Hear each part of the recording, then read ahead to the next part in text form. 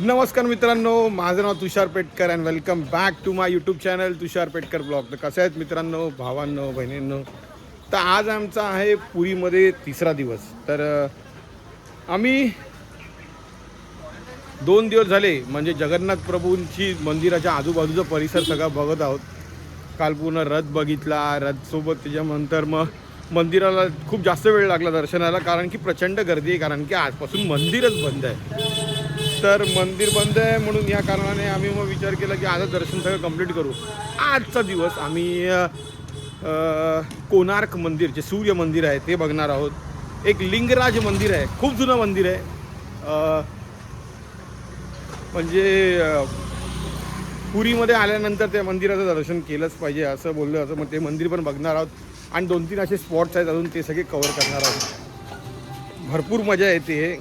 मी इन्स्टाच्या स्टोरीवरती टाकत आहे, पण लवकरात लवकर सगळे व्लॉग मी जेवढे मला जमत असेल तसे मी टाकत जाईन दररोज. आणि सध्या आम्ही म्हणजे इथे आमच्या लॉजच्या बाहेर एक इडलीवाला आहे, ते इडली मेंदूवडा खायला आलो. माझ्यासोबत राजकुमार आहे, सगळेजण आहेत. आम्ही इडली खातो जरा गरम गरम मेंदूवडा इडली.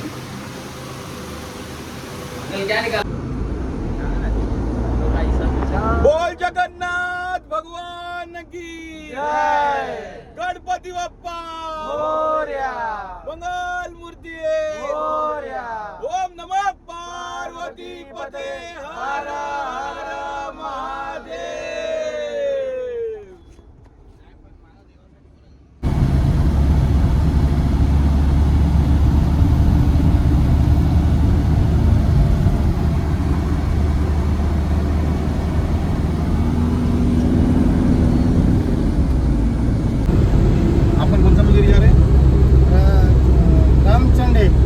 रामचंडी. तर आम्ही रामचंडी या मंदिराकडे चाललोय.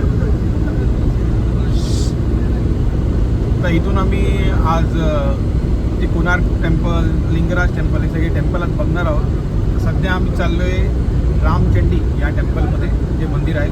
आणि पूर्ण रस्ता तुम्ही बघू शकता, दोन्हीकडे झाड, फुल एकदम प्रॉपर ग्रीनरी आहे त्या हायवेवरती.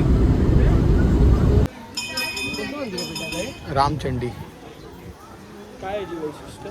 तर वाचायला लागेल आपल्याला इथे. तर आज सगळ्यात पहिलं मॉर्निंगचं रामचंडी मंदिर या आलं आहे. जगन्नाथपुरीपासून थोडंसं जवळ हे मंदिर आहे.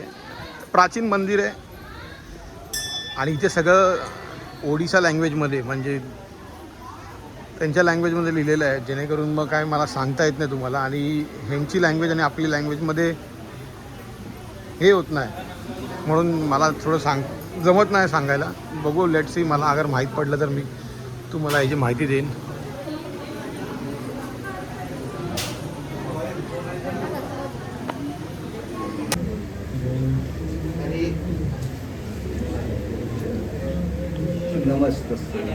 तर आम्ही आता चाललोय कोणार्क टेम्पलला, आणि हा कोणार्क टेम्पलचा एंट्री गेट आहे. Welcome to Konark temple.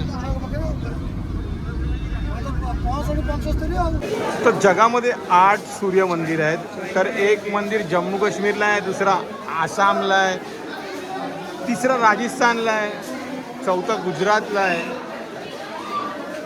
5वं तमिळनाडूला आहे, 6वं उत्तराखंडमध्ये आहे, आणि हे जे मंदिर आहे 7वं ते कोणार्क टेम्पल आहे, जे ओडिसामध्ये, ते आम्ही बघायला चाललो आहे. आणि 8वं आहे राजस्थानमध्ये. असे 8 सूर्य मंदिर आहेत जगामध्ये. त्यातलं आम्ही आता 6वं सूर्य मंदिर जे आहे ते बघायला चाललो आहे.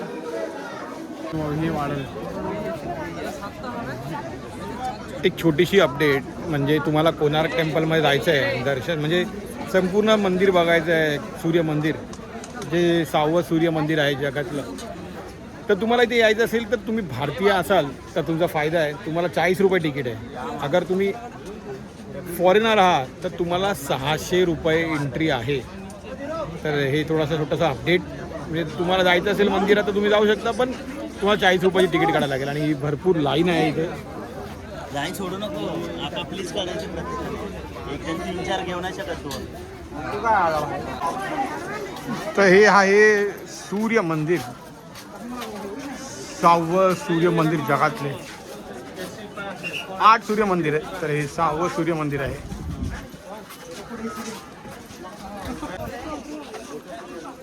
हा टुरिस्ट गाईड मॅप आहे पूर्ण सूर्य मंदिरचा. कोणार्क टेम्पल.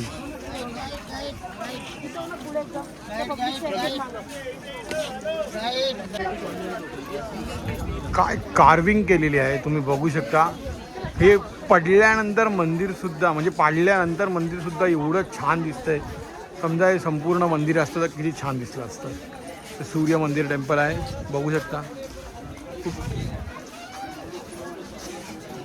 सुंदर कार्विंग केलेली आहे.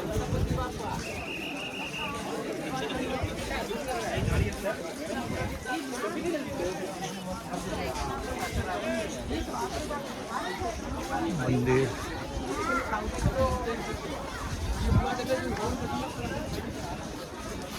एवढं मोठं हे सूर्य मंदिर आहे.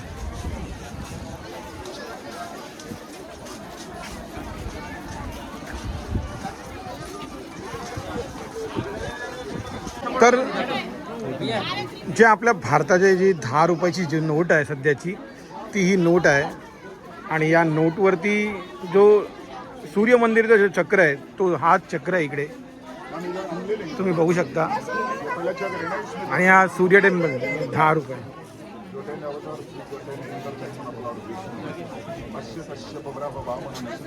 हे सूर्य टेम्पल आहे.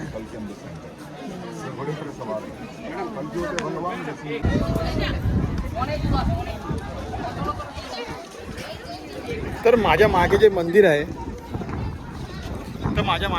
जे सूर्य मंदिर आहे, तर ह्याचा कळस आता नाही आहे. तर मी त्या कळशी छोटीशी एक स्टोरी सांगतो. जो कळस होता तो मॅग्नेटिक होता आणि तो 2200 किलोचा होता. जो एवढा मोठा मॅग्नेट जो कळसवरती बनवलेला. त्याचं रिझन असं होतं की ह्याच्या बाजूला जेवढे पण म्हणजे विमानं असतील किंवा बोट असतील, त्या मॅग्नेटने ते सगळे डायव्हर्ट होतील आणि दुसरीकडे जातील, जेणेकरून मग ते हमला नाही करणार आणि काही नाही होणार. त्याच कारणाने तो मॅग्नेट तिथे बसवलेला. पण ब्रिटिश ह्यांनी तो नंतर मग काढून टाकला मॅग्नेट, आणि जेणेकरून मग पुन्हा मग सगळं मंदिर तोडणं विडणं हे सगळं नंतर चालू झालं असं बोललं जातं. अजून मी इकडे तसं वाचतोय.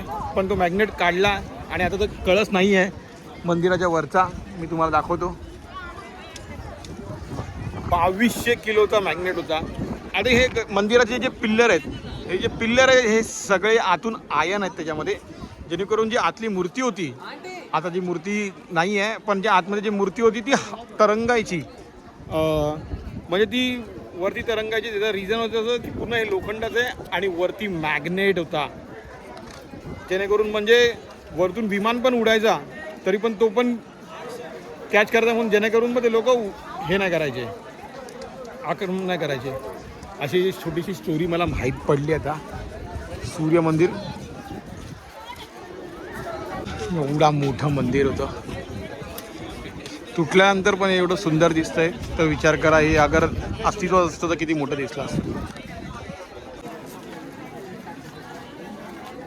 भरपूर जागा ही मोठी आहे आणि खूप सुंदर हा प्लेस आहे, बघण्यासारखा आहे. फक्त मी तुम्हाला रेकमेंड करेल की दुपारी 11 पासून ते 3 पर्यंत येऊ नका. 3 ते 5 मध्ये या, कारण की प्रचंड ऊन लागतंय. किंवा मी सांगेन की तुम्हाला म्हणजे मे महिन्यात जून महिन्यात तुम्ही येऊ नका, कारण की तुम्हाला अगर बघायचं असेल तर कम्फर्टेबली तुम्ही नंतर म्हणजे बघू शकता. पण प्रचंड खूप सुंदर आहे कोणार्क टेम्पल. आणि मी तुम्हाला बोलतोय की बघा, प्रत्येकाने एकदा तरी कोणार्क मंदिराला या. खूप सुंदर अशी माहिती आहे. वाटलं असतं तुम्ही वाचून या किंवा तुम्ही गाईड रेकमेंड करा आणि मग घ्या. मी बोलतो रेकमेंड करतो म्हणजे घ्या, जेणेकरून तुम्हाला भरपूर चांगलं बघायला भेटेल. तर मित्रांनो, आम्ही आलो आहे लिंगराज ज्योतिर्लिंग मंदिरामध्ये.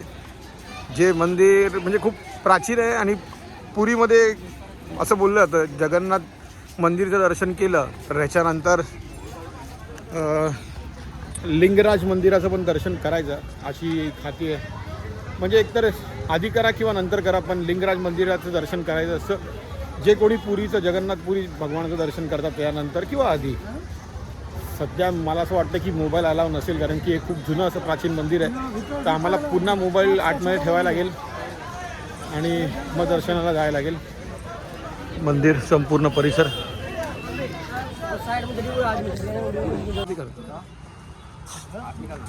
तर हे आहे लिंगराज मंदिर, जे की भुवनेश्वरला आहे. जगन्नाथपुरीपासून म्हणजे 70 किलोमीटर आणि भुवनेश्वरपासून 30 किलोमीटरच्या अंतरावरती हे आहे लिंगराज मंदिर.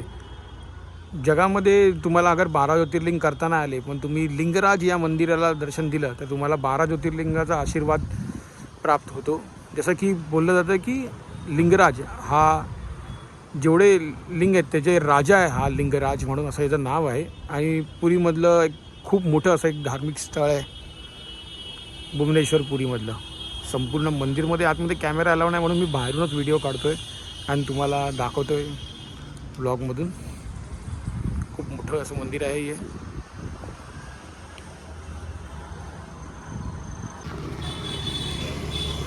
तर आज पूर्ण दिवस कोणार्क टेम्पल, लिंगराज टेम्पल, खूप सारे मंदिर फिरलो आहे, थकलो. आता जेवतो आणि आजचा दिवस इथे समाप्त करतो.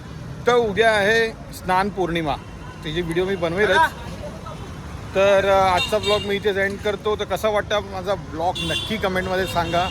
तुर्तास थांबतो. जय हिंद, जय महाराष्ट्र, बाय, जय जगन्नाथ.